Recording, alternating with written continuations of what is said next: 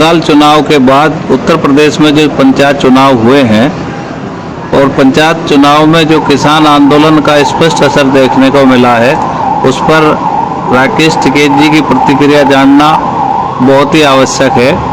आज आपको अवगत कराते हैं राकेश टिकैत जी से। और जो बंगाल में जिस तरह से बहुमत मिला है ममता बनर्जी को, और उसके बाद दूसरा जो झटका उत्तर प्रदेश के पंचायत चुनाव में लगा है, भारतीय जनता पार्टी अगर दलीय स्थिति में देखे तो खिसक कर दूसरे नंबर पर आई है सत्ता में रहते हुए भी। इन पर राकेश टिकैत जी हमारे साथ हैं। अब हम राकेश टिकैत जी से जानते हैं कि क्या कहना चाहेंगे। जी टिकैत साहब, जो बंगाल में जो हुआ वो पूरे देश की एक नाराजगी थी। वो किसानों की नाराजगी थी, देश के नौजवान की नाराजगी थी, जो देश का दलित है, देश का आम वर्ग है, देश का किसान है, ये पूर्ण रूप से उसकी नाराजगी थी। और जो संयुक्त मोर्चे के लोग वहाँ पे गांव-गांव गए और उन्होंने वहाँ पे मेहनत करी तो उसका रंग वो दिखा। वहाँ पे बीजेपी को हार हुई और वहाँ पे जो ममता बनर्जी है उसकी वहाँ पे जीत हुई। तो ये एक किस्म से संयुक्त मोर्चे की, किसान की और देश की आम जनता की जीत वहाँ पे है। यही हाल उत्तर प्रदेश के चुनाव में रहा, जो पंचायत के चुनाव है या प्रधानी के चुनाव है, उसमें भी यही है कि बहुत करारी हार बीजेपी की हुई है और बहुत जगह धोखाधड़ी से उन्होंने अपने लोग जिताए। पूरा पुलिस प्रशासन का पूरा मिसयूज करा गया, लोगों को जबरदस्ती हराया गया। जो जितने हुए कैंडिडेट थे उनको हराने का काम करा गया। उसके बावजूद भी बहुत बुरी हालात है। आज अब ये जिला पंचायत के जो अध्यक्ष बनेंगे, इसमें पूरे विपक्ष को एक होना चाहिए। विपक्ष एक होगा तो इनको आप मात दे सकते हो।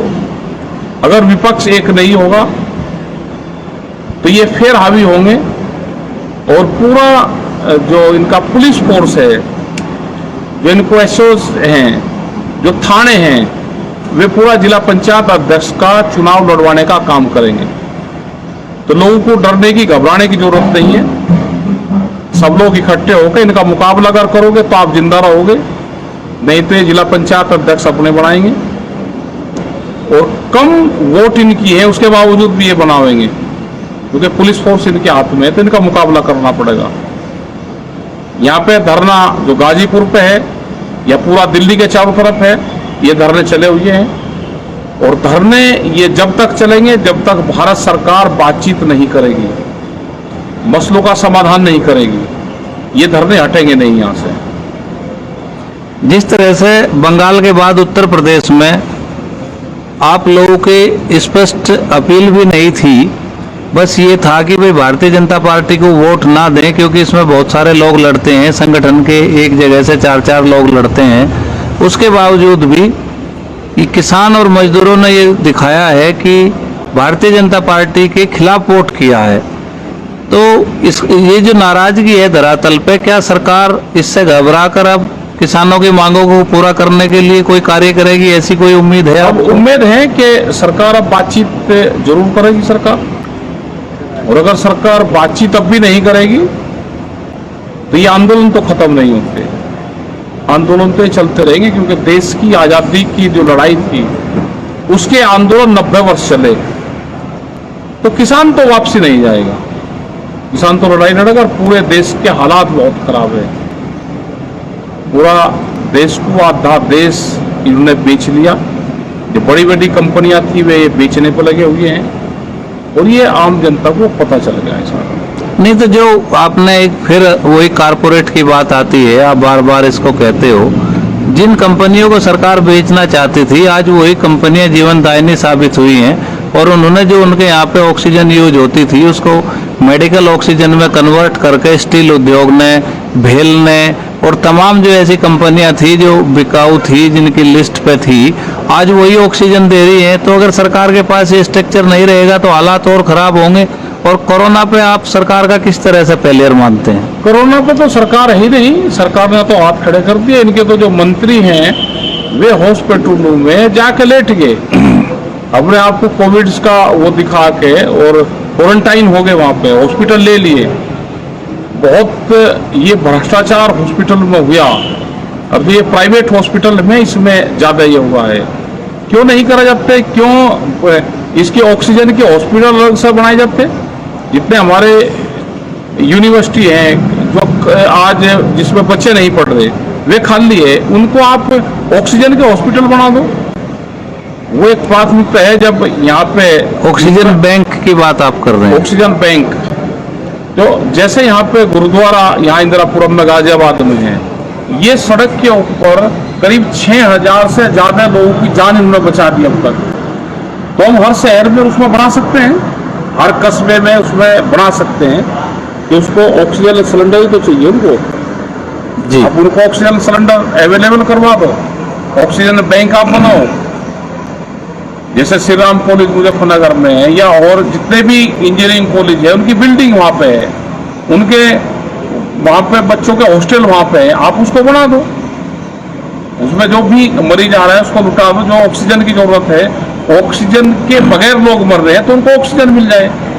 आगे किसी को हॉस्पिटल में रेफर करना है वहां पे कर दो, उसका कोविड सेंटर नाम दे दो, ऑक्सीजन बैंक नाम दे दो, ऑक्सीजन के हॉस्पिटल आप उनको दे दो, हालांकि किसी उनके मेडिसिन दे दो, तो ये दे सकते हैं। लेकिन सरकार हाथ खड़े करके और सरकार पब्लिक को बीच में छोड़ के भाग गई है। अच्छा, तो आपका इस सरकार को देखना चाहिए क्या इस तरह की सरकारें होती है। आपकी मंशा ये है कि अगर किसी को सांस नहीं आ रहा तो आते ही उसको पहले ऑक्सीजन मिल जाए, ऑक्सीजन दे दो उसको। इस तरह के हॉस्पिटल बनने चाहिए। हॉस्पिटल बन जाए, उसमें कुछ नहीं करना। आप यहाँ पे दे रहे हैं, आप उससे एक सिलेंडर से, जैसे अब भी दे रहे हैं, एक सिलेंडर से 20-20 बेड को आप दे सकते हो। एक सिलेंडर से 20 आदमी की जान बच सकती है। 1 घंटे में एक सिलेंडर खत्म नहीं होता। उसमें उनको दवाई की भी आप जरूरत नहीं है, वे ठीक हो जाते हैं। ऑक्सीजन लेवल बढ़ जाएगा, उनको घर भेज दो, डिस्चार्ज कर दो।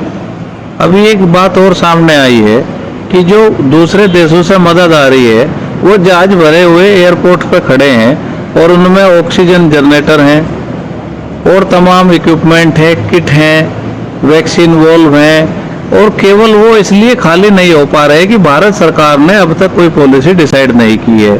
अमेरिका ये चाहता है कि सभी राज्यों को समान रूप से चीजें मिलें, और वो पॉलिसी भारत सरकार से मांग रहा है, क्योंकि उसको अब लगता है कि अमेरिका को भी देश की सरकार पर विश्वास नहीं रहा, और उसका ये कहना है कि अगर आपने बिना पॉलिसी के दिया तो भाजपा शासित राज्यों की ही मदद होगी। तो उसने एक प्लान मांगा है, और पिछले 25 तारीख अप्रैल को लास्ट जहाज आया था, उसके बाद मदद नहीं पहुंच पा रही है।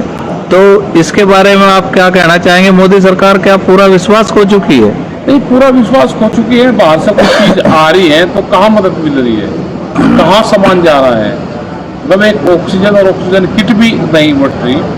जो कोविड की हल्की दवाइयाँ थी वो भी आम मरीजों तक नहीं जा रही, और बहुत इलाज लोग अपने घरों पर कर रहे हैं। उसको दवाइयाँ आप फ्री दे दो, दवाइयाँ नहीं मिल रही, इंजेक्शन नकली मिल रहे हैं। जो मॉनिटरिंग सिस्टम था वो भी पूरा फैल रहे हैं, जो अधिकारी थे वे भी छुप रहे हैं।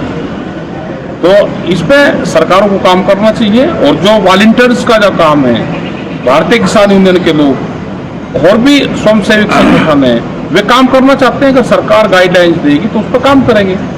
यहाँ पे भी हम दे रहे हैं, मदद करवा रहे हैं। जो लोग आ रहे हैं उनकी मदद यहाँ पे करते हैं, तो उस पर काम करना चाहिए। तो आप ये चाहते हैं कि सरकार जो है कोविड का एक सर्टिफाइड इलाज का पर्चा, दवाई जारी करे, जिससे कोई भी स्वयं सहायता समूह या कोई भी संगठन जनता को उपलब्ध करा सके। अगर ऐसा नहीं होगा तो उनके ऊपर मुकदमे दर्ज होने का खतरा है, ऐसा भी आप चाहते हैं? हाँ, बिल्कुल होना चाहिए। अधिकारी की जिम्मेदारी है। वे कुछ किट बनी है, और उन किट में आप सामान रख दो। एक नियम से आप कोई भी कोविड का आया तो उसको आप दे दो।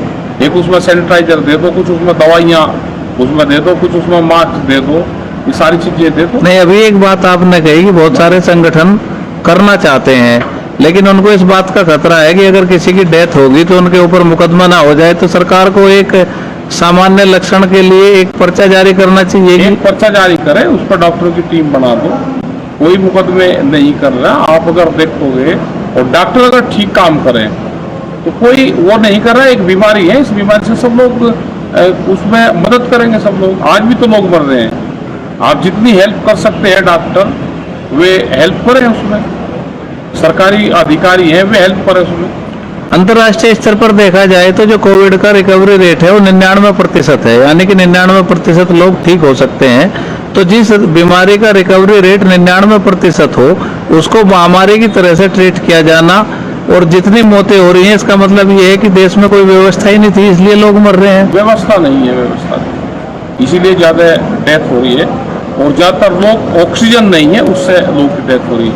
और आज भी उद्योगों पर बहुत ऑक्सीजन जा रही है। अब तो बंद करके उद्योगों की बंद करके और ऑक्सीजन वैसे देनी चाहिए। जी धन्यवाद।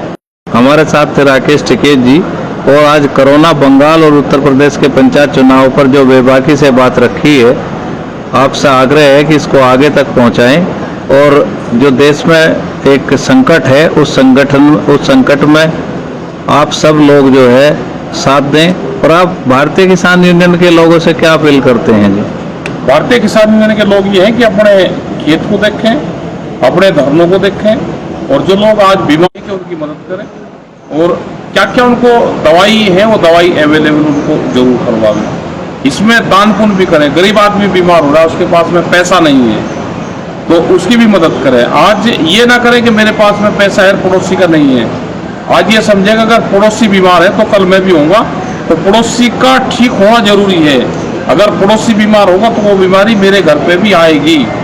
तो हम पड़ोसी को ठीक करें, अपने पैसे से ठीक करें, उसकी मदद करें हर संभव। और ये नहीं होगा तो आने वाले टाइम पे ये बीमारी ज़्यादा फैलेगी और इससे ज़्यादा लोगों की डेथ होगी। धन्यवाद। नेशनल दस्तक की आपसे गुजारिश है कि अगर इसको बचाना चाहते हैं तो नेशनल दस्तक को सब्सक्राइब करने के लिए रेड कलर के सब्सक्राइब बटन को दबाएं, फिर बेल आइकन की घंटी दबाएं। नेशनल दस्तक को बचाने के लिए बहुत जरूरी है कि हर खबर को शेयर करें, लाइक करें, कमेंट जरूर करें।